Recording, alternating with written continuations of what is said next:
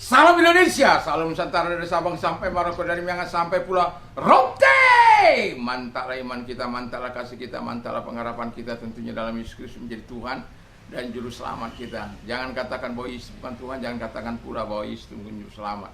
Walaupun di luar sana ada banyak orang yang mengatakan Yesus itu bukan Tuhan, Yesus itu bukan Juru Selamat, ya hanya sekedar utusan. Tapi kalau engkau percaya, kau akan diselamatkan. Engkau tidak percaya, engkau akan dihukum. Karena Yesus sudah berkata, akulah jalan dan kebenaran dan hidup. Tiada seorang sampai kepada Allah kalau tidak melalui aku. Dan Petrus berkata, keselamatan tidak ada di dalam siapapun juga selain dalam Dia, Yesus. Karena di bawah kolong langit ini tidak ada nama lain yang diberikan kepada manusia yang olehnya kita diselamatkan. Dan Yohanes 3 ayat 16 berkata, karena begitu besar kasih Allah akan dunia ini sehingga Ia mengaruniakan anaknya yang tunggal supaya setiap orang percaya kepadanya ia tidak binasa melainkan beroleh hidup yang kekal. Jadi pilihlah keselamatan dari Tuhan Yesus Kristus, engkau akan selamat, engkau akan menikmati segala yang terbaik, baik masa kini maupun masa yang akan datang. Kiranya Tuhan Yesus memberkati. Selamat pagi bagi kita semuanya. Kiranya kekuatan Tuhan, kekuatan firman, kekuatan Roh Kudus, kekuatan doa, kekuatan iman menyertai kita. Puji nama Tuhan. Selamat pagi. Dan sebelum kita beraktivitas, mari kita rilekskan hati kita untuk mendengarkan firman Allah. Dan sebelumnya mari kita berdoa. Terima kasih Tuhan, biarlah Engkau senantiasa menolong kami untuk berdiri teguh di dalam kebenaran-kebenaran. Dalam nama Haleluya. Amin. Saya akan membuka Ayub 23 ayat yang 10 dan sampai ayat 12. Karena Ia tahu jalan hidupku, seandainya Ia menguji aku akan timbul seperti emas. Kakiku tetap mengikuti jejaknya, aku menuruti jalannya dan tidak menyimpang. Perintahnya dari bibirnya tidak kulanggar, dalam sanubariku kusimpan ucapan mulutnya. Haleluya, puji nama Tuhan. Tema kita berdiri teguh walaupun dalam tuduhan-tuduhan palsu. Jadi kalau Anda membaca bagaimana Bildad, bagaimana Zofar, bagaimana Elifas mendakwa ini si Ayub. Kita tahu Ayub itu memang mengalami proses pengujian dari Tuhan dan cobaan dari setan. Jadi Tuhan mau melihat kemampuan ujian yang akan dilakukan baginya. Dan kita tahu ini di pasal 23, pasal 42 memang betul-betul dia lulus murni. Jadi apa yang dikatakan dengan jelas, karena Ia tahu jalan hidupku. Jadi kalau kita mau berdiri teguh dari tuduhan-tuduhan palsu itu, kita harus betul-betul bahwa kita mengenal Allah kita. Jadi kalau kita mengenal Allah kita dan kita tahu bahwa Dia juga mengenal jalan-jalan kita, Dia tahu. Jadi selama kita hidup berkenan di hadapan Tuhan, Dia tahu jalan-jalan hidup kita. Yang kedua dikatakan Ayub bahwa seandainya Ia menguji aku akan timbul seperti emas. Wow. Jadi kalau Tuhan menguji dia, kata Ayub bahwa ia akan timbul seperti emas. Saya pernah mengalami tuduhan yang sangat serius, ya, sampai dilapor kepada polisi dan kemudian diproses, ya, yang begitu luar biasa. Tetapi tidak sampai ke pengadilan karena tidak ada cukup bukti bagi mereka untuk menahan saya. Tuduhannya tuduhan yang amoral. Kenapa saya harus berkata bahwa saya tidak takut? Karena apa? Saya tidak melakukan. Saya tidak pernah melakukan hal-hal seperti itu.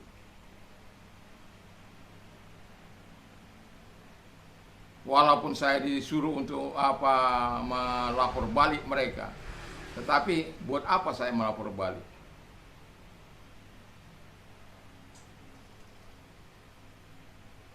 Tetapi saya mau katakan bahwa kalau Ia menguji kita, kita akan timbul seperti emas.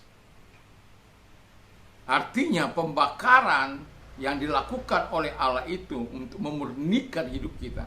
Tuhan bisa pakai sahabat kita, Tuhan bisa pakai teman kita, Tuhan bisa pakai teman perkumpulan doa kita, Tuhan bisa pakai jemaat Tuhan untuk memproses kehidupan kita. Tetapi saya mau katakan, mari kita berkata seperti Ayub, aku akan muncul seperti emas.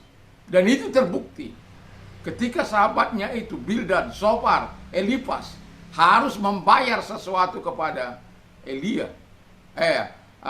Ayub supaya mereka mendapatkan berkat dari Ayub, dari Tuhan. Dan itu sesuatu yang tidak main-main.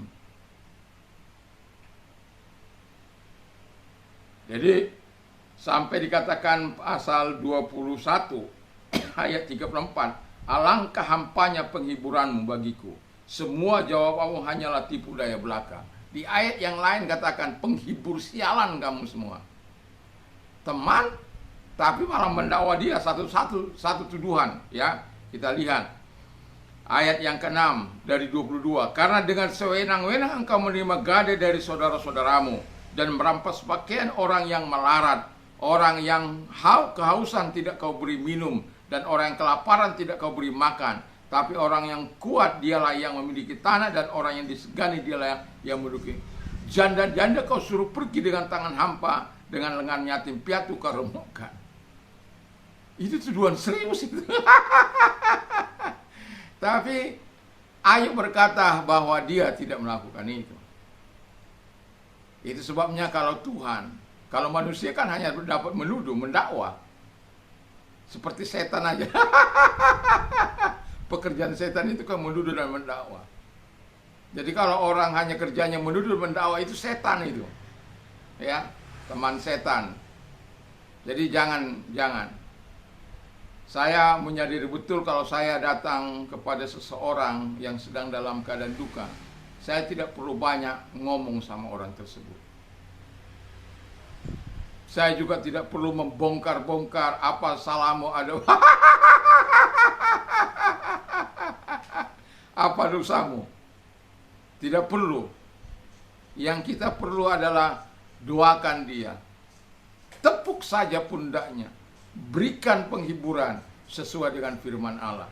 Saya yakin kamu bisa melewati. Saya yakin kamu bisa bersama dengan Tuhan. Jangan lepaskan Tuhan dari hidupmu. Kenapa? Kita sudah melewati masa-masa yang sulit. Dan Tuhan juga akan menyertai mereka-mereka yang dalam keadaan sulit itu. Apalagi dalam tuduhan-tuduhan palsu. Saya bukan sekali dua kali menghadapi tuduhan-tuduhan yang palsu. Tetapi saya nggak peduli dengan itu. Karena apa? Saya, sebagaimana Ayub katakan, kakiku tetap mengikuti jejaknya dan menuruti jalannya dan tidak menyimpang. Jadi jalan-jalan kita ini kan Tuhan tahu. Manusia memang nggak tahu, tapi Tuhan tahu. Tapi saya pernah satu kali orang yang mendakwai, saya bilang, sekencang-kencangnya kejahatan berlari, satu kali kebenaran akan menghadang. Nah, ketika kebenaran itu menghadang, disitulah terjadi apa yang dikatakan keadilan Allah dinyatakan. Jadi tidak perlu takut. Kebenaran tidak akan pernah kalah, walaupun seolah-olah kalah pada saat tertentu, tapi dia tidak pernah terkalahkan. Hanya butuh proses waktu saja untuk membuktikan kebenaran itu. Yang membuktikan kebenaran itu bukan saya, bukan waktu yang dikerjakan oleh Tuhan. Jadi pentingnya kita terus mengikuti jejak-jejaknya Tuhan dalam kehidupan ini. Jalan-jalan Tuhan dalam kehidupan ini. Supaya apa? Kita mengalami nikmat anugerah yang daripada Allah. Dan yang terakhir ayat 12. Perintah dari bibirnya tidak kulanggar, dalam sanubariku kusimpan ucapan mulutnya. Jadi perintah itu kalau diperintahkan A, lakukan A. Ini kalau anak saya lagi perintah A, lalu dia pergi B, tentu saya sebagai orang tua akan marah. Karena apa? Enggak sesuai. Nah, Ayub bilang, perintah dari bibirnya tidak kulanggar. Dalam sanubariku kusimpan ucapan mulutmu. Wow. Itu sebabnya kalau engkau mau berdiri teguh walaupun dalam tuduhan palsu, tetaplah lakukan apa yang seperti yang dilakukan oleh Ayub. Maka engkau akan mantap berdiri bersama dengan Tuhan. Dan Tuhan akan menyatakan kebaikannya, kemurahannya. Walaupun kalau kita ikuti sampai pasal 41, wow, luar biasa. Kita bisa melihat mana yang benar, mana yang salah. Kita bisa melihat tuduhan-tuduhan dari Bildad, Zophar, Elifas, tidak ada yang terbukti. Dan itu membuat mereka harus membayar harga. Itu sebabnya jangan seperti penghibur sialan itu, seperti kata Ayub. Itu mereka sudah sahabat itu, tapi jadi sebenarnya tujuan mereka itu memberikan penghiburan, tapi malah dakwaan, malah mendakwa apa yang dilakukan sehingga Tuhan murka kepada dia. Ya, itu sebabnya saya banyak belajar dari Ayub ini, ya, dari teman-teman Ayub itu bagaimana supaya tidak menjadi sahabat seperti Bildad, Elifas ataupun Zophar terhadap Ayub. Kita ingin sahabat-sahabat yang betul-betul mengasihi kita dalam segala waktu. Kita ingin sahabat-sahabat yang mendukung kita saat kita berada di titik nadir. Bukan malah mendakwa, bukan malah menyalahkan, bukan malah menuduh bahwa kita ini berseberangan dengan Tuhan. Tidak. Makanya kalau kita baca pasal selanjutnya bagaimana Elihu, dia marah kepada dia marah juga kepada Ayub. Karena apa? Ya karena si Ayub dikatakan terlalu benar. Memang dia benar gitu loh. Seolah-olah dia lebih benar daripada Tuhan. Karena dia sedang mempertahankan hidupnya. Apa yang mereka katakan tidak benar. Jadi yang mau saya katakan adalah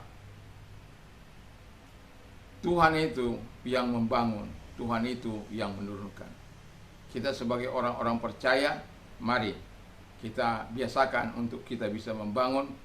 Setidak-tidaknya kalau kita tidak bisa, mari kita memberikan semangat bagi orang yang sedang mengalami masa-masa yang tidak mengenakan itu. Dan sebagaimana Ayub sedang mengalami masa-masa yang tidak menyenangkan itu, dan kemudian dia berargumentasi dengan 3 teman sahabatnya itu, bagaimana sebenarnya kehidupannya. Walaupun dia harus berkata kalau mereka nggak akan mungkin lagi percaya itu. Sahabat-sahabatnya nggak akan mungkin lagi percaya. Itu sebabnya dia berkata kepada Tuhan, Tuhan tahu jalan-jalan hidupku, dia tahu jalanku, dia tahu pemikiranku, dia tahu hidupku. Kalau dia menguji aku akan timbul seperti emas. Kenapa? Aku berjalan di jalan-jalannya. Aku melakukan kehendaknya. Aku taat kepada dia. Perintahnya tidak aku langgar. Malah aku simpan dalam hatiku. Wow. Kalau itu dalam hati kita, biar apa kata orang, anjing menggonggong, kapilah lalu terus. Yang penting kau tetap konsisten di dalam Tuhan. Mari kita tunduk kepada kita berdoa. Terima kasih Tuhan, kami ingin menjadi orang-orang yang benar di hadapan Tuhan. Bukan benar-benaran Tuhan, tapi sungguh-sungguh benar di hadapan Allah. Karena kami hidup sebagaimana yang kau harapkan. Dan kami bersyukur di sini kami bisa melihat di pasal 23, 10 sampai 12 itu Tuhan, bagaimana dia membuktikan dirinya. Di pasal 42 bagaimana Tuhan menghukum sahabat-sahabat. Dan terima kasih semuanya engkau tunjukkan sekencang-kencangnya kejahatan berlalu, satu kali kebenaran akan menghadap. Ketika kebenaran akan menghadap, kebenaran itu ada di depan, maka kemenangan akan ada. Terima kasih Bapa di surga. Terima kasih, kami bersyukur. Dan kalau engkau sakit, dalam nama Tuhan Yesus aku perintahkan segala sakit penyakit yang engkau sedang derita. Percaya Tuhan mampu menolong engkau, dan dia mampu hadir kepada dirimu, dan dia mampu menempangkan tangan atasmu. Dalam nama Yesus datang kepada mereka Bapa di surga yang sakit, apapun sakit penyakit mereka, dalam nama Yesus yang ringan, yang menengah, yang berat, ataupun yang tidak mungkin lagi, mujizatmu masih ada bagi mereka. Dalam nama Yesus, haleluya. Amin. Terima kasih buat kesembuhanmu. Terima kasih buat pertolonganmu dalam hidup mereka. Dan kalau engkau sudah mengalami masa-masa sulit dalam hidupmu, kau ingat bahwa Tuhan ada bersama dengan engkau. Di dalam nama Tuhan Yesus, segala keadaan mereka yang sedang mengalami masa berat ini Bapa di surga. Kalau engkau orangnya, angkat kedua belah tanganmu, kita berdoa kepada Tuhan. Lihat tangan yang diangkat kepadamu Tuhan, mereka menyerahkan diri kepadamu. Tuhan tolong mereka, Tuhan datang kepada mereka di dalam nama Yesus Kristus. Terima kasih, kami bersyukur dalam nama Tuhan Yesus Kristus. Terima kasih buat pertolonganmu, terima kasih buat kebaikan bagi mereka. Terpujilah engkau, kami bersyukur, kami berdoa dalam nama Yesus, haleluya. Amin. Selamat pagi, selamat kita beraktivitas tentunya bersama dengan Yesus Kristus. Mantap, mantap, mantap.